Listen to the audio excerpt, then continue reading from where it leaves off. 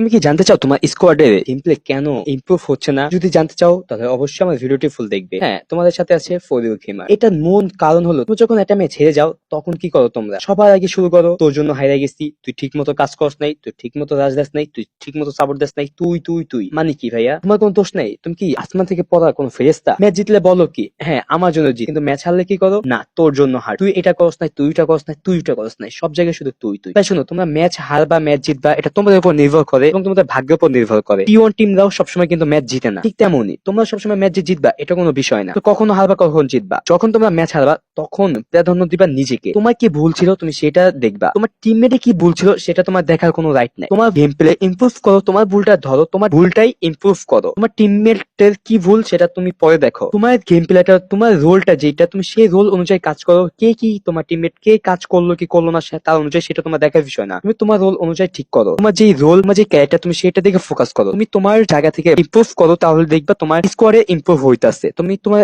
Squad মেটদের ভুল না ধরে তুমি তোমার নিজের ভুল ধরো এবং সেটা নিয়ে কাজ করো। এইভাবে তুমি যদি নিজের ভুলটা ধরো, নিজের ভুলটাকে প্রাধান্য দাও, তাহলে দেখবা তোমার স্কোয়াডে বন্ডিং ও ভালো হইতাছে, তোমার স্কোয়াডে গেম প্লে ইমপ্রুভ হইতাছে। এটা আসলে বেসিক একটা ইনফরমেশন। তো এই টপিক নিয়ে আরো জানতে হলে অবশ্যই আমার ইউটিউব চ্যানেলটা সাবস্ক্রাইব করে আমার টিকটকে ফলো করবা। আজকের জন্য এইটুকুই, দেখা হবে পরবর্তী ভিডিওতে। তো ততক্ষণ ভালো থাকবে, সুস্থ থাকবে, আল্লাহ হাফেজ।